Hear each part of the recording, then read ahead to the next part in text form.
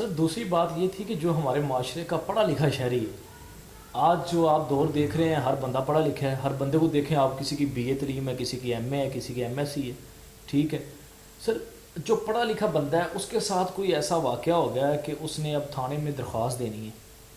تو وہ خود جو ہے درخواست لکھے، یہ بڑی اچھی بات ہے کہ وہ خود اپنے ہاتھ سے جو ہے اپنی ہینڈ رائٹنگ سے جو ہے وہ اپلیکیشن لکھ کے تھانے میں جائے۔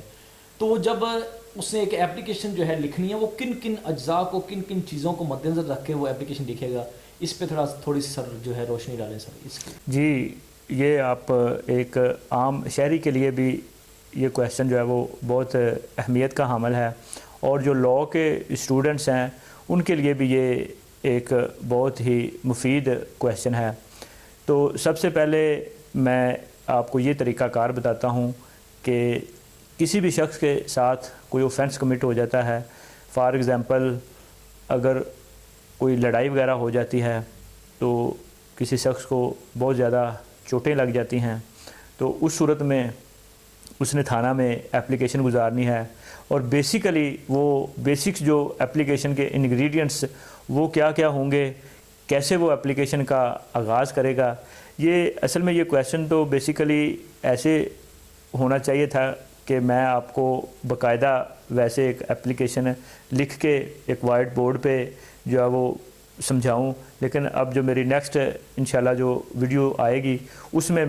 آپ کو تمام جو میرے ویورز ہیں ان کو، اور جو لاء کے اسٹوڈنٹس ہیں ان کو میں باقاعدہ طور پہ اپلیکیشن لکھنے کا طریقہ بتاؤں گا، اور اس میں کون کون سے انگریڈینٹس ایف آئی آر کے یا اپلیکیشن کے ہونے چاہیے وہ بتاؤں گا، جس سے ایک مکمل اور جامع جو سٹوری آپ کی بن جائے گی، اس کے بارے میں طریقہ کار بتاؤں گا۔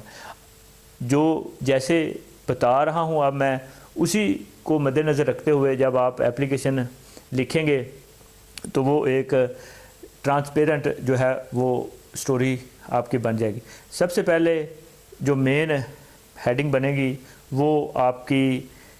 جس تھانے کی حدود میں آپ کے ساتھ وقوع ہوا ہے اس کا جو ایس ایچ او ہے اس کے نام آپ اپلیکیشن گزاریں گے، جس کا مین جو ٹائٹل وہ بنے گا بخدمت جناب ایس ایچ او صاحب، تھانہ صدر پتوں کی، تھانہ صدر قصور،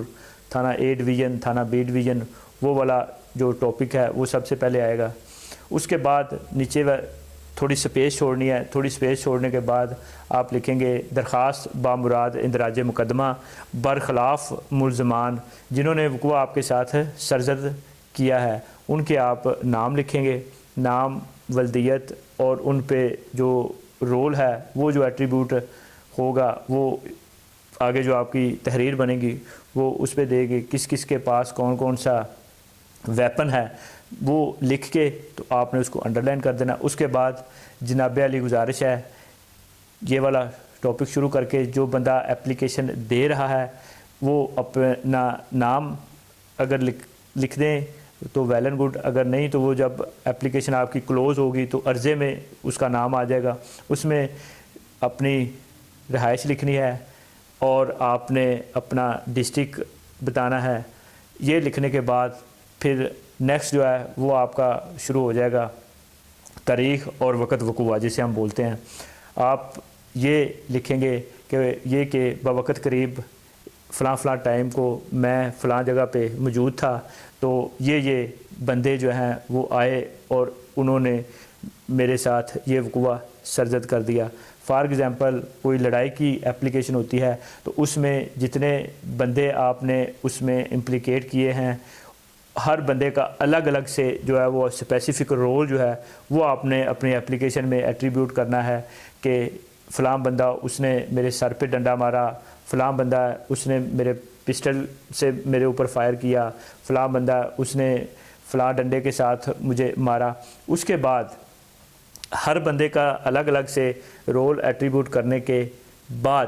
پھر آپ نے آ جانا ہے کہ اس وقوع کو وائنڈ اپ یہ کیسے ہوا، میری جان بخشی کیسے ہوئی۔ اس میں آپ نے دو سے زیادہ ایٹ لیسٹ جو ہے نا وہ کم از کم جو ہے وہ آپ کے 2 گواہان ہونے چاہیے۔ یہ لکھنے کے بعد یہ بن جائے گی آپ کی سٹوری آف اوفینس، ٹھیک ہو گیا، جیسے آپ کے ساتھ کوئی اوفینس کسی نے کمٹ کیا ہے۔ اس کے بعد آپ نے آ جانا ہے کہ یہ وقوع دیکھا کس نے ہے. اس کے بعد آپ نے اس کو جو ہے وہ وائنڈ اپ کر کے تو آپ نے عرضے لکھ دینا ہے. عرضے لکھنے کے بعد نیچے اپنا نام اور آئی ڈی کارڈ نمبر اور موبائل نمبر لکھ کے تو یہ اپلیکیشن ایک جامعہ طور پہ اپلیکیشن بن جائے گی. اس اپلیکیشن کو آپ نے تھانہ میں لے کے اور اپنی جو ایف آئی آر کا وہ تحرک کرنا ہے.